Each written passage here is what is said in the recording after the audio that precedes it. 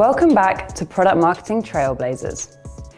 We're about to join another awesome talk, but just before we do, I want to say a huge thank you to our sponsors, speakers, and you, our wonderful audience, for making this event possible. With expert presentations and specialist talks on the agenda, you are in for a real treat today.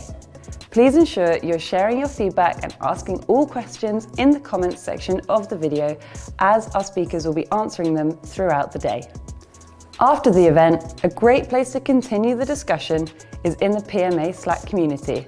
So if you aren't already a member, hop on over and join the conversation.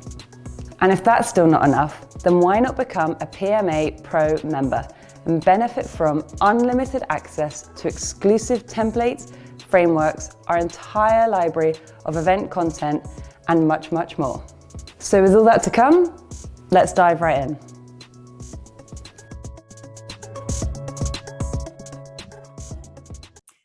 Hello, everybody, and welcome back to Product Marketing Trailblazers. We have an awesome live discussion session for you now to get your teeth stuck into on why product marketers should prioritize win-loss analysis. So I'd like to give a very warm welcome to Spencer Dent and Bailey Haslam from Clozd and Ethan Preet from MX.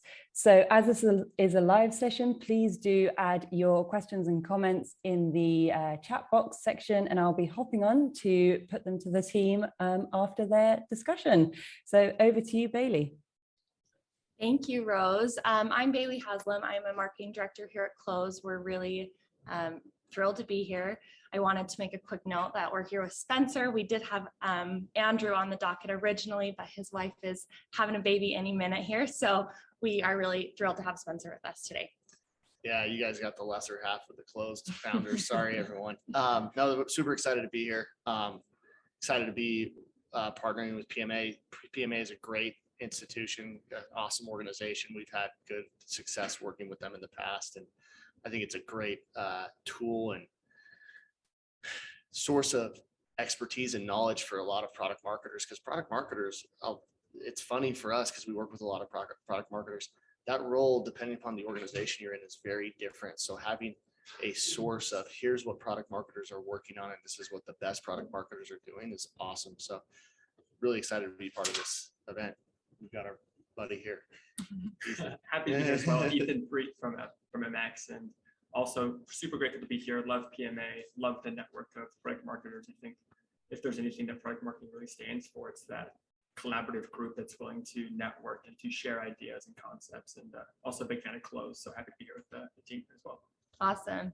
Well, thank you, Ethan, for being here. To kick us off, would you tell us a little bit about your role at MX and, you know, within your responsibilities, where does win-loss analysis fit in? Yeah, of course. So I'm a senior product marketer at MX, which is a fintech company. We sell technology to other fintech companies to connect bank accounts to any app, really. Mm-hmm. It could be an e-commerce company, everything from Amazon down to like a personal financial management app where you're moving money, like a Truebill or something.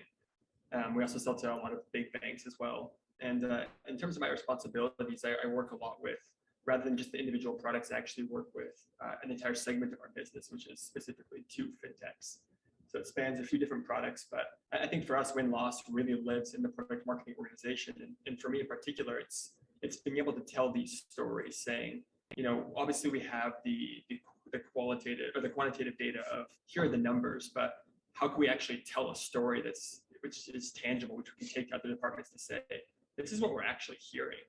Yeah, that's really interesting. And I'm sure that probably fits into your win-loss journey and how you got started. So will you tell us a little bit about how you got started in win-loss? Yeah, win-loss. What's funny is win-loss is one of these terms that can mean 1,000 things depending upon who you're talking to. The first time I got exposure to this concept was about 10 years ago. I just graduated from business school, and I was working in management consulting. And most of what I was doing when I worked at Bain & Company was big kind of commercial excellence, go to market strategy type work. And it was always amazing to me and interesting to me how like these companies would invest millions and millions of dollars into their sales processes and training and everything else. And they wouldn't know why they won or lost the deals. Mm-hmm. And it was kind of like shocking. I remember the first time it like became really, really clear to me was I was working with a client to help them revamp their bid process. This was a huge commercial construction company. So they're bidding for like $500 million deals. And they spend 2 years chasing this thing.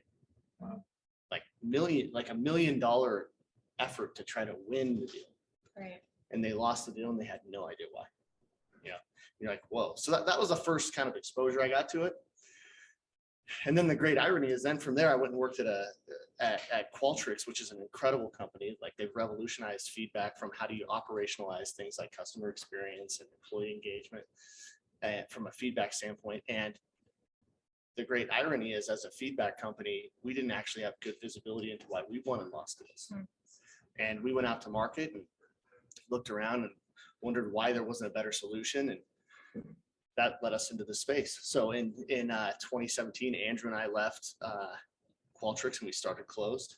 And here we are 5 years later. We're or almost 5 years later, and it's been great. We've grown significantly. Our team is awesome. We've really tried to take this approach of how do you set up a platform that allows a company to have the right tools to conduct win-loss analysis at scale and cover their whole pipeline and have really in-depth, powerful interviews, but also complement that with other options. So it's been awesome. We love it. We see tons of value in it. And that's evidenced by the fact that it's an emerging and growing practice. It's 5 years ago, people would kind of scratch their heads when you would talk about this and say, yeah, that makes sense. Now it's becoming adopted more rapidly across, especially across B2B industries. So with all that, how would you define win-loss analysis? Yeah, it's a good question, right? Because oftentimes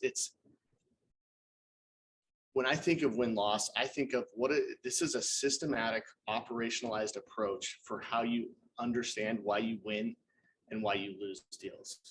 It's not a one-off, sometimes depending upon where you're at in a maturity curve, it could be like hey, we got a tiger team together and we all went and we studied our CRM and we talked to a couple of customers and we came back with a PowerPoint deck that was like, these are the 5 reasons. That's like the junior varsity kind of lower level version of win-loss that, people, the more advanced companies were doing that are more advanced today, they were doing that 10 years ago. The most advanced companies are doing this in a very systematic, essentially automated approach. And they're using multiple ways to engage buyers and to engage their sales team and to analyze their CRM, but they do it in a holistic way where they can bring that all together and say, here's what's happening to my win rate, and here's why that's happening to my win rate, and here's who my competitors are, and here's where I'm strong and weak against them, and doing it in a very systematic, ongoing approach. So that is the potential of win-loss. And that's what we try to coach most of our clients to do. And the evolution of this market is going to be to flip itself on its head from a one-off, let's go do a little study, to an ongoing, basically embedded part of your operation. Interesting. So win-loss lives within product marketing. And I'm sure you're on a similar page to what Spencer described.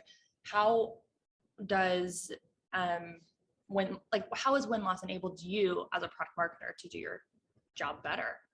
Yeah, I think for us, honestly, when we're breaking it down, it's given us a spot at the table. I think a lot of times the struggle we have as product marketers is really having that attribution to show the value that you bring. Because when you think about departments like demand generation or even most of the rev ops, like it's very much tied to revenue. Your performance is directly correlated with the dollar amount that you can bring in. But in a strategic role, that can be difficult. And so one of the things we found is that we've had a seat at the table as we've been able to identify exactly what Spencer was saying, the how and the why. I think for us, it's that ability, and I mentioned it before, but to tell a story. Every single week now, our CEO actually has a report that we send him where he's able to go through it. It's kind of like our key highlights of what's going on, what should he know, what are the stories that he should be telling to our board and the other executive board as well. And when you think about that why and how for us, I think the example that always comes to mind is if you're looking at Harry Potter, if you're just reading the story as like a numbers game, you're like, okay, orphan boy graduates school, that's it. But if you're really diving into the actual, like what I would consider to be almost like a similar win-loss, it's talking about the entire book, the journey, what he's going through, and I think the same thing about basketball. I love advanced statistics, and I could look at a box score of the Utah Jazz, my favorite basketball team, and that tells one story of maybe what happened, but doesn't really help me to get what I should be doing, what I should know, what the journey was along the way.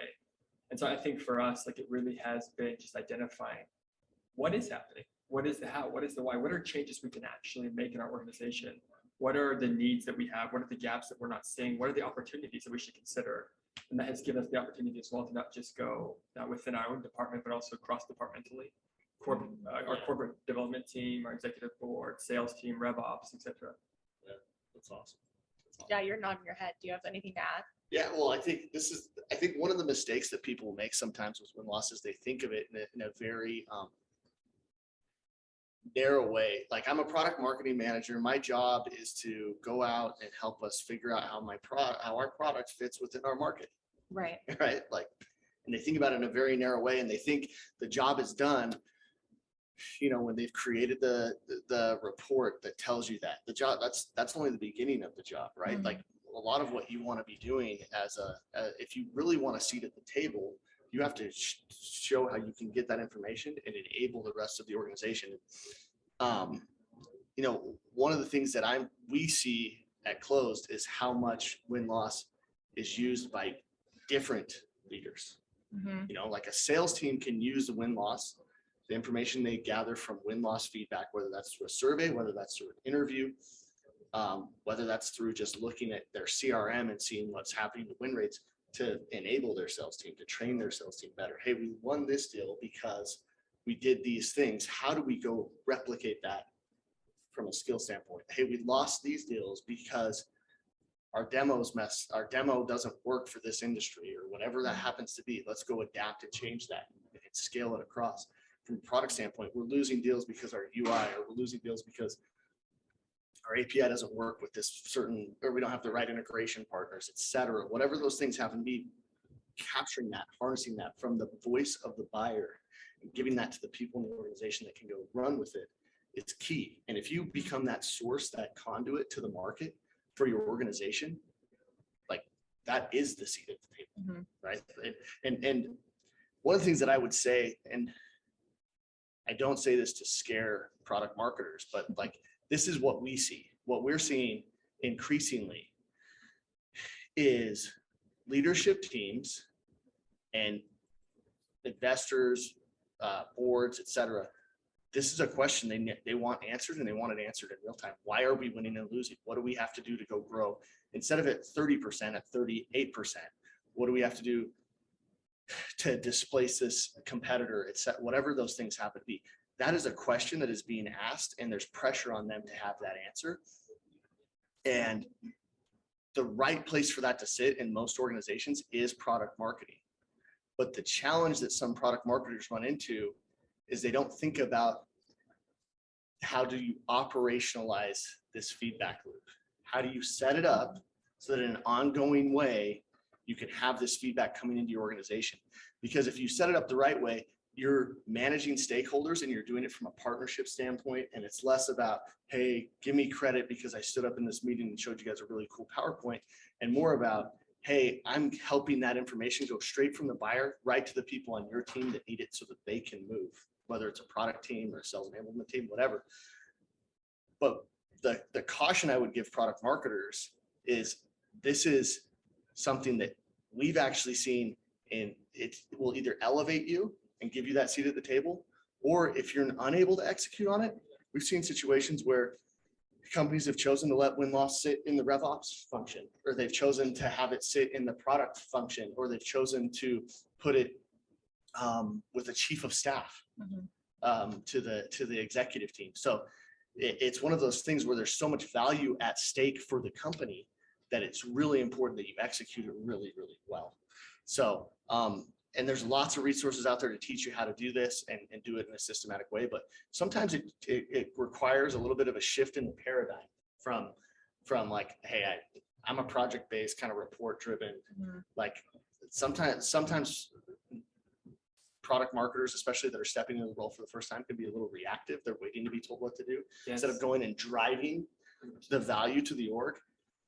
This is one of those areas where you can move from being a reactive kind of, I'm waiting to be told what project I should go work on to. I can go put something in place that will tell the organization what projects they should be working on. And it's really hard to argue with the output from win-loss because it's tied directly to revenue, right? We're losing because of these things. We're winning because of these things. Let's go amplify this and go change this. And it's hard for a company to be like, oh, we should ignore that. Right. Yeah. I think that like resonated really well with me because I think, especially for companies that are at scale, which is basically any tech company, there are times when like the money ebbs and flows, where funding is coming in or it's not coming in or whatever, which may also correlate with the wins and the losses. And I think for us, just kind of tying this back to my own experience, like there are times when we'll just win like the majority of deals anyway because of where we sit in the market. But that doesn't mean we can't be planning right now to be proactive. I think what we've seen in the past is when we haven't been able to get that systematic approach to this, when we have a process in place to gather this intel, then we're not seeing how we do scale. We're just saying, well, we're winning deals. There's no point in this. We're not seeing why we're winning deals. And so we don't know where to allocate resources to actually scale.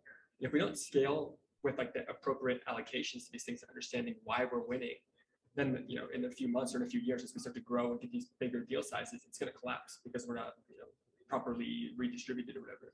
Yeah, you're almost guessing. Exactly. Right? Well, you're guessing. And that's honestly what a lot of companies do, right? Like they sit around a table and what this is what you don't want in your company. What you don't want is you don't want the executives sitting around a table like this and they're pontificating and just relying almost on the anecdote, right? Like I'm a product manager and I went on 3 sales calls and this came up one time. So I'm going to go shift the entire roadmap to go address this one thing because it came up one time. Like that we might be tipping the boat over that one anecdote, right? And having a data-driven approach so that you can make a smart capital resource allocation decisions across your sales org, across your marketing org, across your product org, and then holistically across the whole board, right? Hey, we're going to pull some of our sales enablement budget and plow that into hiring or on the edge side so we can fix some of these product problems so that we can then win more. Like that's the level of insight you can get. It's incredibly strategic. It's where to play, how to win in your market is what you get from win-loss. And so I couldn't agree more with that. Yeah. Well, I guess just to double down on that, are there any ways that you feel like product marketing really can empower all the orgs that touch it, that you enable through win-loss? 100%. I think, again, just identifying how everything connects together. Right? Like even some examples that we have. We had a deal that come through that we actually won. It was a large deal. And we typically operate with larger size deals, the $1 million plus. Yeah. And this deal came through, and I'm almost hesitant to say this, but the offer we came back, it was a big win. And so typically I would have really taken a look at that historically. Yeah. But because we now have this relationship with Clozd, we had a process set up to where we could do win-loss. And as I was reading the win analysis, I was kind of like stumped because I was like, wait a second. They're saying that we came in $1 million plus over a joint offer from actually a few of our competitors. They joined together to cut costs, to try and undercut us significantly. And we ended up winning the deal. And I was like, why on earth did we win this deal? Like, I mean, that seems like a pretty tantalizing offer. And when they actually went to like the closed door, like you couldn't hear on a sales call, like their actual response, their raw words, it was really focused on our customer support, our approach, our mission and vision. And that was what they felt like was in alignment, so much so that they were willing to pay that premium cost for it. And it's something that we've heard in the past in various losses and also in deals that we win from competitors as well, when someone's switching for our expansion deals. We've heard, customer support as a common theme, but in being able to actually like identify that core competency, to have someone's words for it, to now tie that to the correlation we saw with our data, and then take that story and say, hey, customer support team, this is awesome. Like, what are you guys doing? Like, let's understand what the strength is here. Let's focus on this. Let's redistribute those whatever we can resources to make that stronger or more available. And then take it to the sales department and say, hey, maybe we should make some assets regarding the sales enablement. Even like our clients. Let's make it a case study. Let's make a case study. Yeah. So that we can then go sell more to this. We think it's a strength. We've heard it a couple of times, but now we actually have multiple examples we can codify it and enable the sales team so we go win more deals. Yeah. I think when that comes back to, I mentioned at the beginning with the reason I like PMA is because it's that way to actually get feedback and collaboration. I think win-loss is also, for a product marketer, it gives you the tools you need, the ammunition to then go give feedback to people. Mhm. And another one we actually lost recently, as I was reading through the report, it came down to our ability to provide technical consulting in certain areas.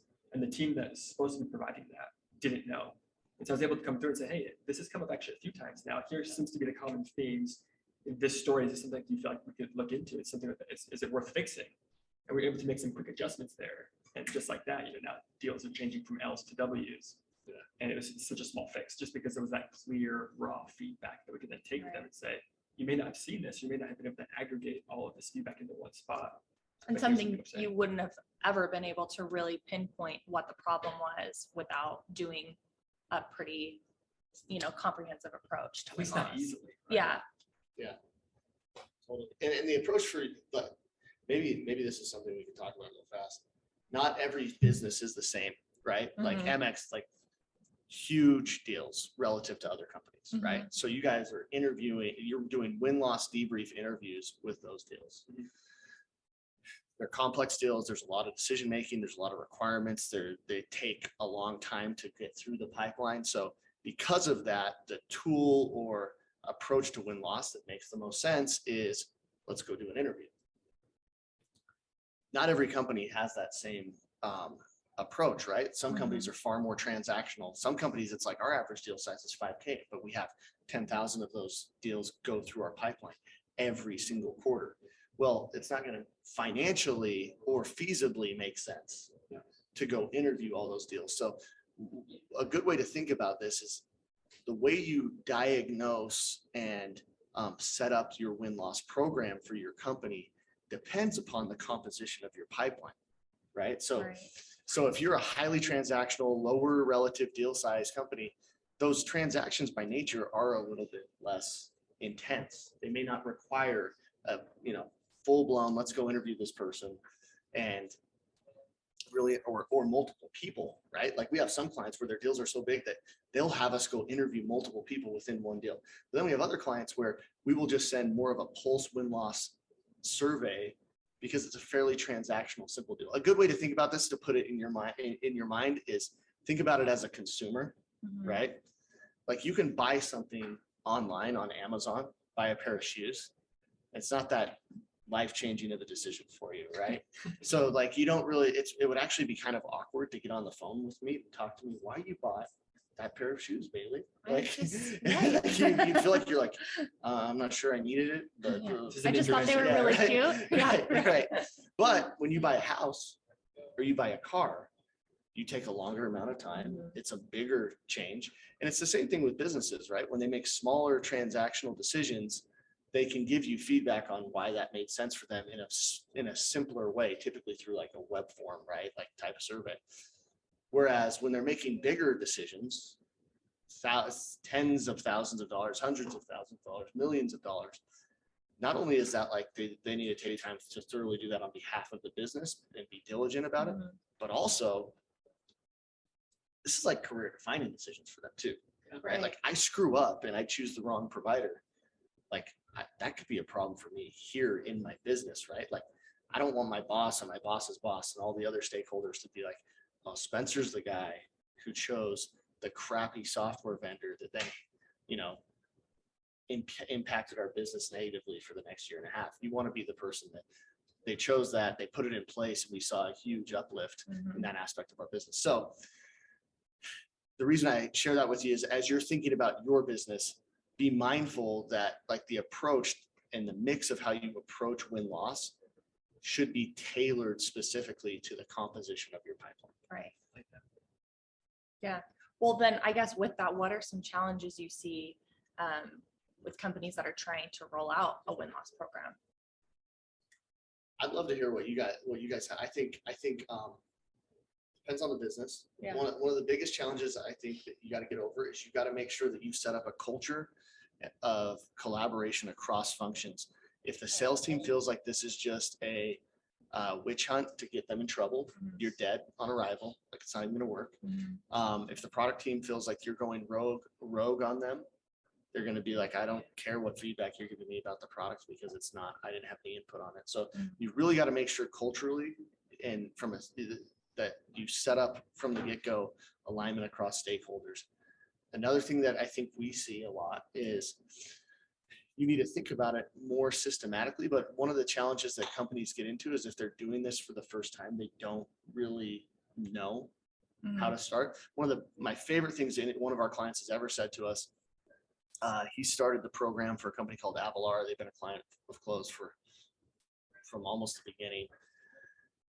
And his feedback to other product marketing managers was just start the damn program. Right. It was awesome. Right. He's like basically what he said was, you can overbake this thing way too much. Right. Just whether it's like, hey, let's send some win-loss surveys or let's go start doing some interviews, just get started. And that will help you figure out how to shape it going forward. And, you know, sometimes if you're doing this right, it does require a big investment. Right. But the way you'll show value is by at least starting, right? Don't try to swallow an apple whole, get going, get moving. Right. What about at MX? Like what's your program? Like you have executive buy-in. You were talking about your board earlier. And honestly, I agree with a lot of what Spencer was saying. I think for us, that when he said the witch hunt, I was kind of chuckling to myself. I was like, yeah, that resonates. Yeah, I think the trickiest part about that is, I consider myself to be a disciple of the jobs to be done theory. And which is kind of how I view win-loss, to be honest with you, is it's the kind of the basis for discovering what that jobs to be done is for a consumer. But I think it also takes that internal approach to set up that culture. That's exactly what we had to do, is making sure we were all aligned with what it actually was that we were doing, making sure sales did know that it wasn't just a witch hunt. I mean, at the end of the day, I don't care, but I have to understand that to that salesperson, you know, he or she's probably thinking like, okay, well, my livelihood is this revenue that I'm generating. So if you're coming in there just looking for mistakes that I'm making, like you're threatening me. Right. That's definitely not the case, you know. So of course, yeah. Making that very clear, as well as the product team. The product team doesn't want someone coming in every single day saying, hey, here are more requests that I want to put to your plate where you're already understaffed, you're already like super behind. Here are 10 more things we want you to work on for these deals, you know, from sales. And they're like, oh my gosh, kill me. Like, yeah. And so I think that's the biggest thing, is just get started. I love that. Yeah. One of our mottos at MX is there are no silver bullets. It's just a shit ton of lead bullets. Right. I think that really is what it comes down to. Before we found Clozd, we were struggling. We were trying to do anything we could. We knew Qualtrics because it's a company that's close by here. A lot of our company came from there as well. So we were familiar with the survey approach, and it really is a great company. But there's so much more to that. So whereas that was our first step, it was, you know, being curious. How can we take that next step? You know, what is a hypothesis that we can prove in a different way? What is the next approach? How can we benefit the most people? I think having that strategic curiosity is also just one step at least towards that, like getting shit done. Yeah. One thing that kind of stuck out to me too is you have to think about this too from a win-loss standpoint. There will be a tendency to focus on the things that are wrong, right? Like this went wrong, this went wrong. Don't do that. Don't only focus on the things that went wrong. Okay. Like make sure win-loss is a great way to highlight the things that are going right. Right. It's a great way to spotlight, like, look, this sales rep won this deal, but not based off of what they're saying, based off what the buyer said, and to put them up on a pedestal and to give them credit. If you use win-loss as a way to give teams credit, you will get buy-in, and that's huge. And it actually is really good for your culture. Yeah. It's really like we're winning together as a team. And then the other thing that I thought as you were talking is you also should be thinking about it from a, how do you, as a sales rep, if you're doing this and helping me win, right? It's not just like, oh yeah, they're going to like, if help enable me, right? Like you have a deal against competitor X. Here's all of the feedback we have against competitor X, right? Like these are the last 5 deals we've won, the last 5 deals we've lost. Like these are the sales reps that were on those deals, rather than like them going to Slack or some whatever message board and be like, hey, who's gone up against competitor X? Can you guys tell me something? Like that sucks for a sales rep. Like it's like you're walking around with your hat in your hand asking for donations, instead of like as a product marketing team and as a like truly enabling the sales team. Hey, every time there's a deal against these guys, this is where we have the information that is powerful and palpable and easy for you to digest and act on. So I think a huge part of it is focus on the good stuff too. Yeah. And use even the good and the bad stuff to help a sales rep that's like, this, Ethan's have to help me hit my quota. I freaking love Ethan. Ethan's my guy. Like, because sales reps they want to go hit quota, right? Right. Like so the more you help them, the more that they're going to sponsor it and appreciate it as an effort instead of be resistant to it. Yeah. That's perfect, really. And we're about out of time. So Ethan, I just want to ask you if there any parting wisdom you want to say before we wrap it up. I don't know about wisdom, but if I had to give any advice to someone who's maybe going through this for the first time, I'm not sure exactly where everyone's at in their journey. But I would definitely say, be strategic and recognize the value, exactly what Spencer and Bailey have both said, the value that can come from win-loss. I just think there's such a high benefit to using this to also elevate not only your career, but just where PMM fits in your organization for people behind you. We're talking about trailblazers. Like, this is, in my opinion, how you can really blaze trails for not just yourself, but for future PMMs who are coming in, and just really kind of staking your claim for this is where PMMs sit at the table. It is that strategic direction. It's that strategic storytelling. It's saying, where should we be going? Where should we be looking?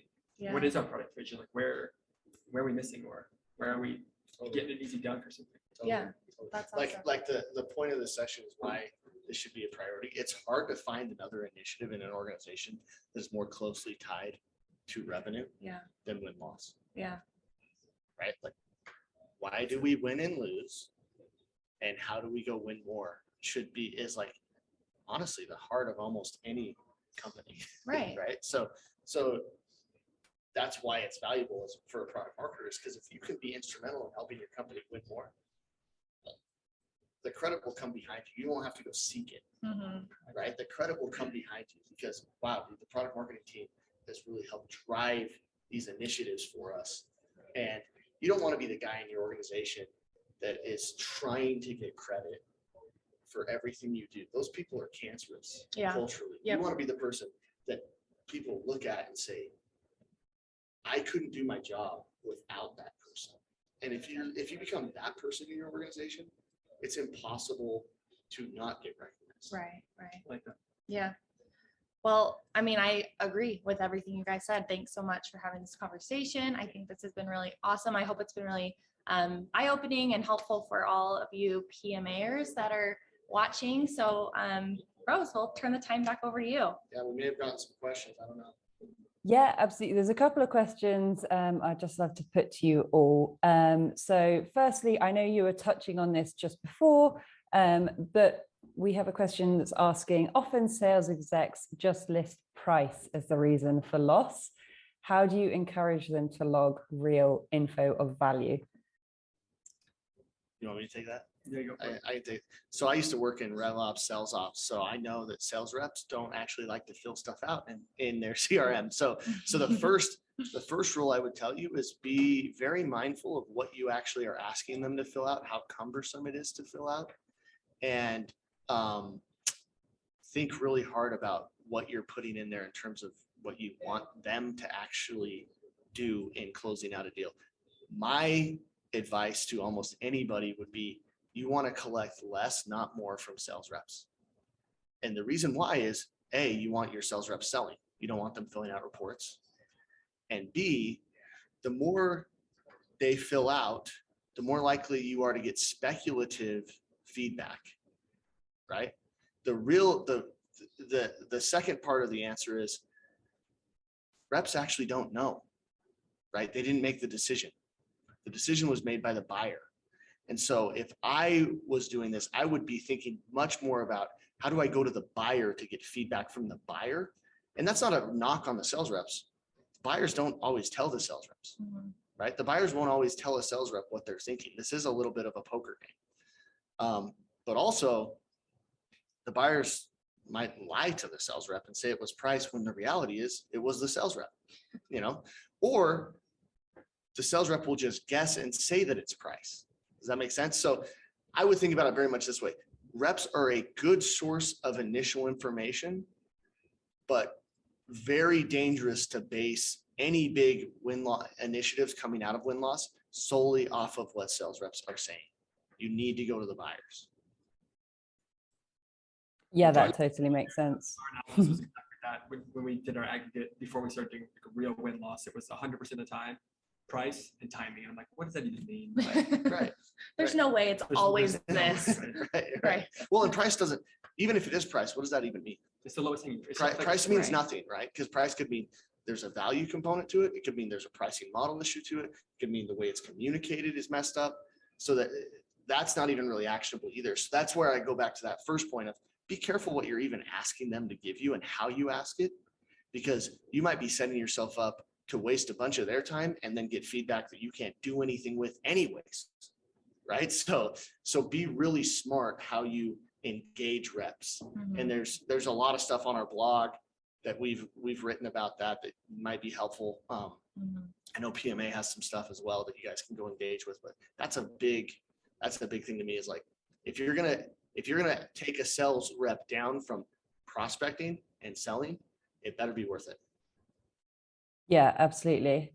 Cool. Another question we had in regards to small or startup companies beginning a win-loss program. Would you say there's a certain amount of customers or company size that you would have to surpass before running a win-loss analysis is worthwhile? Yeah. I can take that. That's Because It feels like that's right as up a your guy alley. who did the win-loss startup, like we started getting feedback on our deals when we were still, a 4-person organization, right? So I don't think there's ever a time where it does or doesn't make sense. But I will say this, it becomes more and more important to a company to do win-loss as the company scales and grows, because when you're a startup, if I'm the founder and also the sales rep and also the product person, and I'm on every single sales call, like I probably have a better understanding of what's happening on the front line and how buyers are reacting to me than if I have, 6 layers of the organization between me and that call. And so that's one reason why the bigger you get, the more valuable it becomes, because you need to harness and get that whole gap of your organization, top layer all the way down to the front line, everybody harnessed around what are the initiatives and where to go. And win-loss is a great way to do that. The bigger question I would ask back to the person who posed this is, what do your deals look like, right? Are they very transactional and very simple? Are they a little more sophisticated? Or your deal cycles longer? You can start doing this on your own through a little bit and try to use internal resources. There's different ways to approach it, but I don't think any time is too soon to start. You should consider how you start based off of the composition of your pipeline. If you're a very fast transactional business, actually you might want to think about analyzing the deals that are going through the business before you even go talk to anybody, because you might actually realize, hey, there's an entire pocket or industry or group that they're completely out of our strike zone. We're not even coming close to selling to them. So let's not even go figure out why.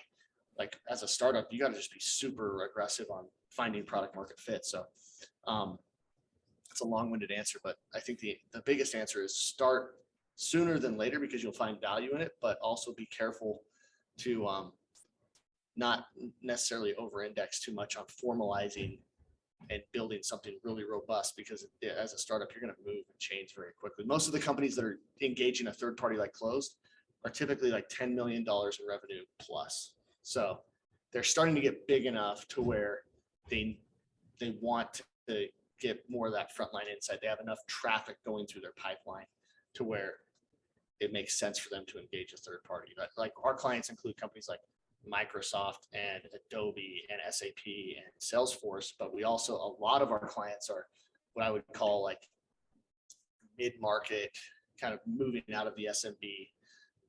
Tech companies are trying to scale very quickly, and they're looking for solutions that can help them do that. Yeah, that absolutely makes sense. Awesome. I'm conscious of the time, but I do want to squeeze in one last question. So we have someone who's an aspiring product marketer, hoping to undertake a summer internship or new job soon. And in regards to win-loss, how can they look to make a real impact in their first kind of 90 or 120 days? It's a great question. Again, we talked about setting expectations, but I think just coming in there with an understanding of its importance, and also maybe even being able to articulate it.